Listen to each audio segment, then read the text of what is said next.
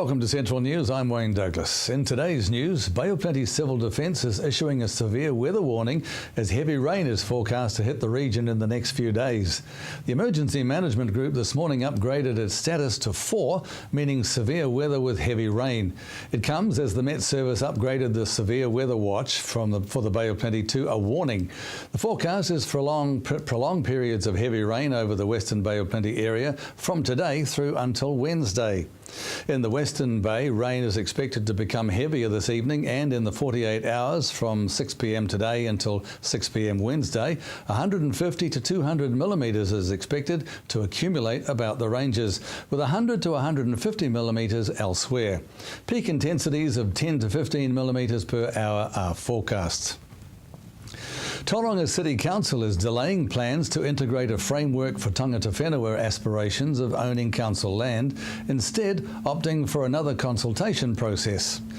In TCC's 2014 to 2015 annual plan deliberations this week, Council has agreed to create a standalone public consultation process within the next 4 months following calls of limited public consultation previously by some councillors. This comes after Council adopted the draft tangata whenua plan proposal for consultation in January 2014. The framework would be used when Council receives proposals from iwi hapu regarding their aspirations for council land, or when Council seeks to dispose of land no longer required and there is an iwi hapu interest in the land. The Commerce Commission today released a paper outlining the proposed process and timeline for a review of Fonterra's base milk price calculation for the 2013-14 dairy season. The base milk price is what Fonterra pays the farmers who supply the milk. The Commission is required to review Fonterra's calculation of the base milk price each year, and 2013-14 is the second time the Commission will undertake a calculation review. The review will assess to the extent to which Fonterra's approach provides incentives for it to operate efficiently while providing for contestability in the market for purchasing farmers' milk. Clinicians at Waikato Hospital are the first experts in New Zealand to implant the world's smallest cardiac monitor, which is capable of wirelessly diagnosing potentially dangerous irregular heartbeats. The first recipient will be a 43-year-old Taranaki woman who has been extremely fit, so much so that she ran a marathon earlier this year. But she has a history of palpitations every 6 weeks, which are short-lasting events with associated dizziness. Experienced cardiologist Dr. Clyde Wade says it will help clinicians in their efforts to help prevent the high number of arrhythmia-related events, including cases of death in New Zealand, though detection and appropriate treatment of heart rhythm disorders will carry on. Friends and family of Tauranga motocross rider Trent Hayward gathered at the Holy Trinity Church on Devonport Road to say goodbye to the teenager on Saturday. Trent, aged 14, was killed in a motocross accident in the South Island on June 1st. The Tauranga Boys College student had launched off a 30-metre jump at the Godfrey Memorial Motocross event at a farm in Waipara, North Canterbury. An investigation into the accident was launched earlier this week. Motorcycling New Zealand spokesperson Jim Tuckerman says the motorcycle community has been rocked by Trent's death. And now for our region's marine forecast. For Raglan, easterlies 40 knots with seas becoming very rough, high tide at 4:46 p.m. And for Tauranga now, northeasterlies rising Tuesday morning 20 to 25 knots, high tide at 7:24 a.m. And just ahead, happiness in Tauranga. Welcome to Central News on TV Central. Pharrell Williams' Happy video has had many people around the world make their own video clips of happy people from their city. One lady decided Tauranga was the happy city and her video has gone viral. Hillary caught up with Rosalie Crawford. Well, we had, I think it was about 250 people in the end, spread over, because we're actually doing 2 videos. We've put up one already, and now we're doing a happy overflow. And how that happened is on the Thursday, I think I saw the Pharrell Williams video all over the net in different countries around the world, you know, places like Turkey and Greece and Kuala Lumpur, I don't know, all over, and I thought this is really cool. So I googled to see if there'd been one done for New Zealand, and I found one in Taranaki, and there's a guy in a paddock a farmer with cows and gumboots. And I thought, we could do one for Tauranga. We could be the first city that does one. And because we're the happy city, it's good to get that brand out there. I thought, let's change the perception of Tauranga from being, in the 70s it was $10 city Tauranga, and then it was retirement city Tauranga in the 80s, and we're in the new millennium, and it's a vibrant, growing, coming alive city. So I thought, let's do it. So I thought about it on the Thursday, and on the Friday about 4 o'clock I thought, yeah, let's do it, it's going to be a fun weekend. So I just put it up on Facebook, on the Humans of Tauranga Facebook page. Anyone who wants to be in it, message me. I'm going to be here and there and whatever, different places over the weekend. And in the middle of putting this up, the Bethlehem Te Puna Lions contacted me and said, hey Rosie, have you remembered you're actually helping us on Sunday morning at the market? And I went, oh no. And I thought, oh yes, they'll make that one of the locations on the Sunday. So then I just set up a whole time frame, Yatton Park at 11, Memorial Park at 12, and just went from Saturday and Sunday, put it up, and all these people just arrived completely off social media. That's how it happened, and they just arrived at all different locations, and so some of them I knew, but many I didn't know, so they just jumped in and wanted to be in it, because I'd also seen the Pharrell Williams video online. And it seems to have done very well. Well, we had the police in it as well. We had local radio and newspaper people involved, so people with lots of networks, I think. And of course that social media does have a tendency, when someone shares something and it's fun and people enjoy it, to go really wide. So the video's 4 minutes and 7 seconds, I think, 4 minutes 5 seconds, so not too long for people to watch. And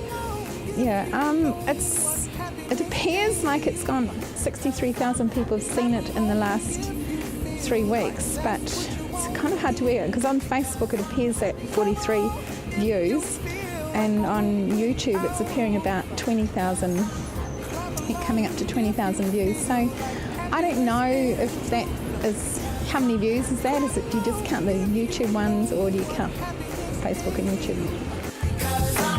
Clap along if you feel like that's what you want to do. Bring me down, can't none bring me down. The love is too high to bring me down. Can't none bring me down. I said, clap along if you feel like a room without a roof.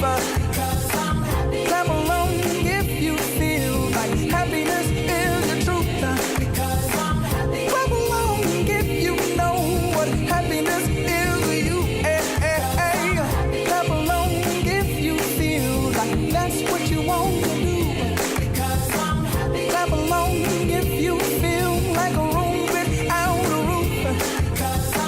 Clap along if you feel like happiness is the truth. Clap along if you know what happiness is to you. Clap along if you feel like that's what you want to do. World Elder Abuse Awareness Day is on Sunday the 15th of June, and with statistics showing Tauranga has a high population of elderly, many could argue we need to be more aware than anywhere else in the country. Hilary found out what constitutes elder abuse and neglect. Elder abuse and neglect is when a person over 65 experiences harm or distress caused by the actions of another person, and if there's an implied trust between those two people. Over 65 is elderly. I thought so when I was a kid, but now 65 is actually quite young to me. No, we work with a lot of people that are a lot older than that. Financial abuse is something that most people don't quite often think about, but it's actually quite common, isn't it? It's very common. I think it's about 40% of the referrals that Age Concern receive of elder abuse is financial abuse. Having said that, that relationship of implied trust, the betrayal, is often more harmful to the person than the actual finance. What is financial abuse? It ranges on a scale. We've had clients here where they've totally been ripped off for everything they've got, hundreds of thousands, and then you have the smaller end of the scale where maybe Nana's paying for someone's smokes without knowing it. If someone is worried about a family member being financially abused, what can they do? I would urge them to speak up. There's nearly 30 elder abuse and neglect prevention services throughout New Zealand, and the community police are also very responsive. Is most financial abuse from family members? Yes, especially the abuse that I see, because as I said, for it to be classed as elder abuse, there's that implied trust relationship. So all of the financial abuse that I deal with is by family members. The police will deal with scams and that side of things where the abuser is not known to the victim. So a lot of the elderly are being scammed? Yes, very much so, and they're very good, very complex. There's a lot of money involved and a lot of effort goes into it. And these scammers are targeting the elderly specifically? Yes, and once you respond, you get on a different list, which means that you're contacted more often. Coming up after the break, restoring Waikato rivers to healthy waterways. Welcome back. New Zealand scientists have been studying ways to greatly improve the monitoring of water quality in our lakes. Bay of Plenty Regional Council Chair in Lake Restoration, Professor David Hamilton, is based at the University of Waikato and explained to Anne-Marie recently how the use of technology helped clean up Lake Rotoiti. Some of that was based around some computer modelling that we did, and that showed that if we could divert the inflow, the main inflow through the Ohau Channel into Lake Rotoiti, that we could actually greatly improve the water quality. And in fact, that came to eventuality back in 2008 when a wall was constructed, a $10 million diversion wall to divert the Ohau Channel towards the Kaituna River, bypassing Lake Rotoiti more or less altogether. And the result has been that lake water quality in Rotoiti is better than ever before. Tell me about the Lake Ecosystem Restoration Program in New Zealand. Well, what we're trying to do is look at two components. One of them is to be able to potentially control these pest fish. So things like koi carp, being able to either remove them from water bodies or being able to stop them from being transferred and getting into waterways. And that's involved a series of things like trialling sound techniques, sound barriers, trialling physical barriers like bars and rakers to stop them getting into some waterways, and it's looking at poisons as well, potentially. With the algal blooms, what we're looking at is primarily ways to stop the nutrients getting into waterways that would then stimulate algal blooms. So things like denitrification walls, things like certain chemicals that can actually take up and absorb these nutrients, phosphorus in particular, before they cause the blooms. Hamilton Lake, or Lake Rotorua, is often smelly and doesn't look very clean and green. Is there any hope for this lake? Well, in fact, Lake Rotorua is probably better in terms of water quality than many of the lakes that are around the Waikato. Many are very strongly affected by excess nutrients. And to me, Rotorua, although it does have some immediate water quality problems, is an example where potentially people can make a difference. In what way? Well, by harnessing the sort of collective energy of large numbers of people and being able to plant riparian areas, being able to implement actions that otherwise, especially in many of our peat lakes, for example, where there might be very few people in the catchment, are just of a scale that you can't do for those lakes. So Hamilton Lake has the potential to be a model for other lakes? Potentially.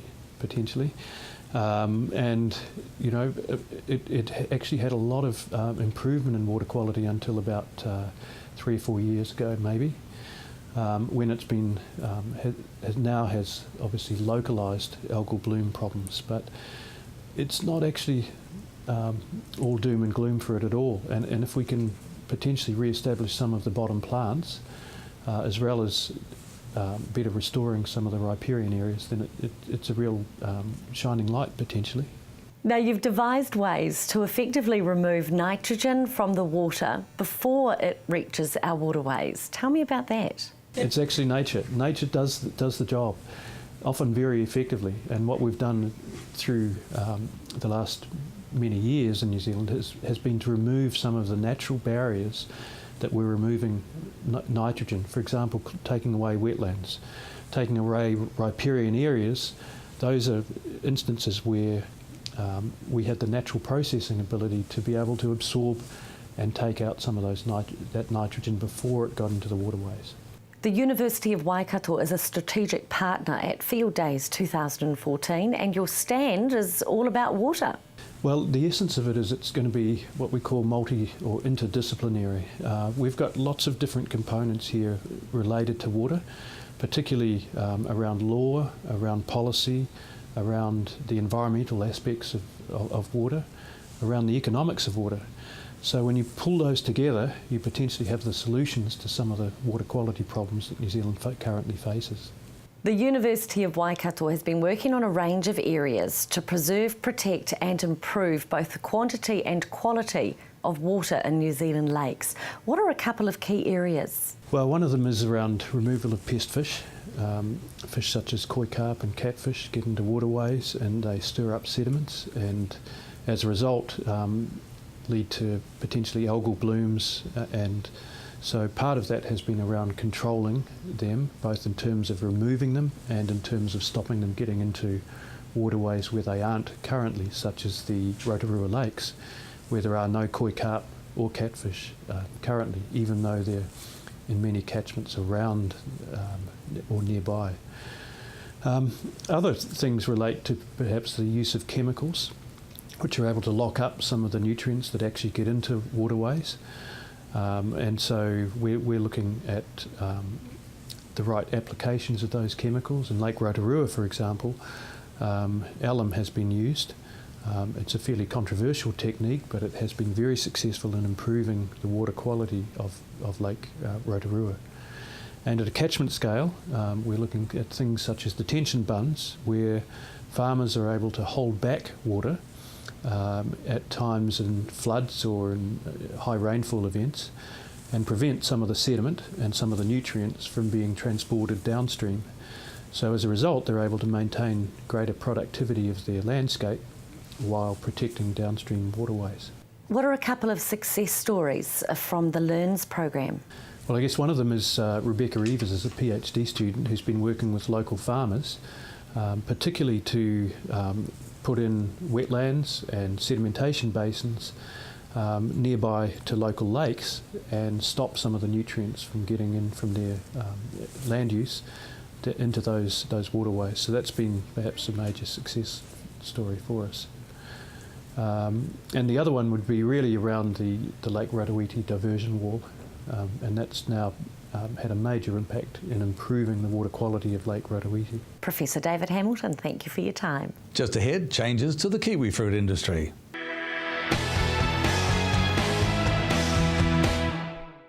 If you've just joined us, welcome to Central News. Kiwi Fruit Vine Health has formalised a biosecurity partnership with government on behalf of the New Zealand kiwi fruit industry by becoming the first signatory of the Government Industry Agreement deal. It's an agreement between industry and government to improve biosecurity. So government has been working on this for a long time now with various industry, all the primary sector industries, and the idea is to enter into a partnership agreement to have a better focus on biosecurity.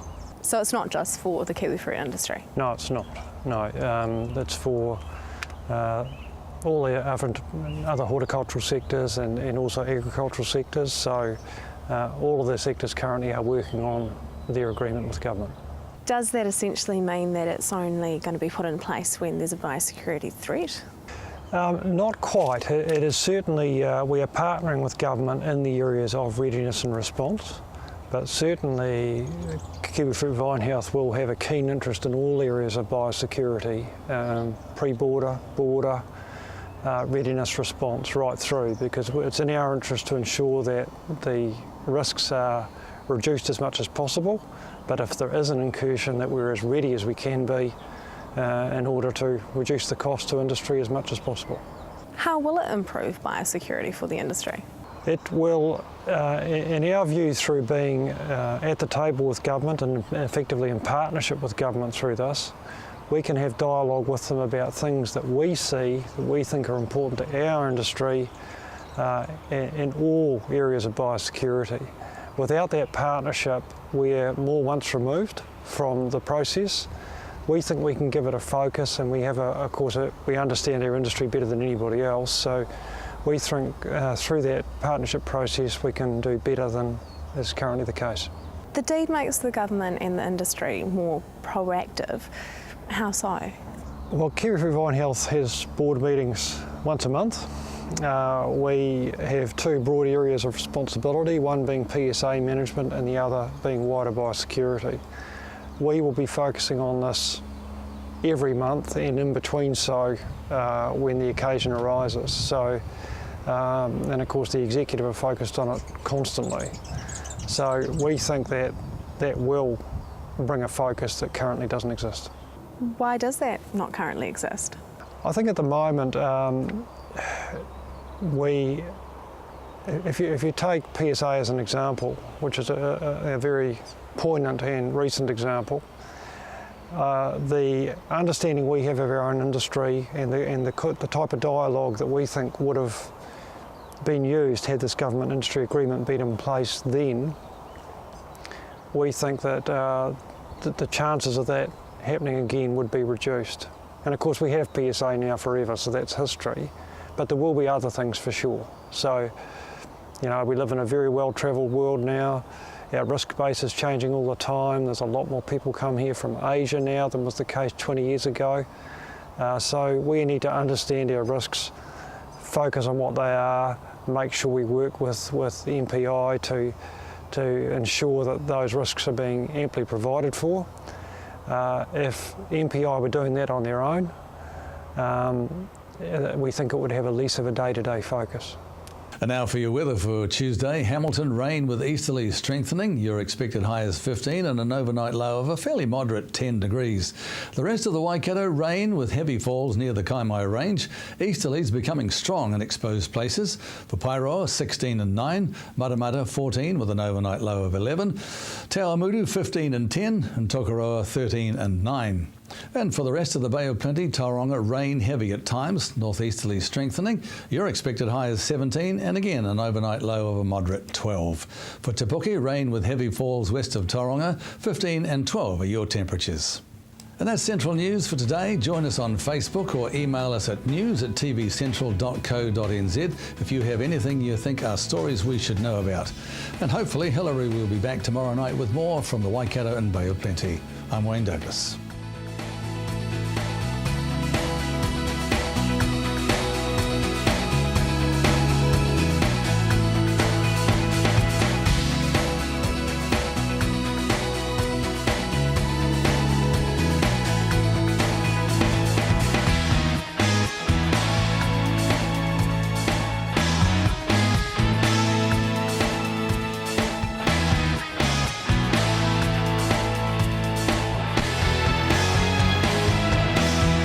This has been an Alpha Media production, a division of Television Media Group.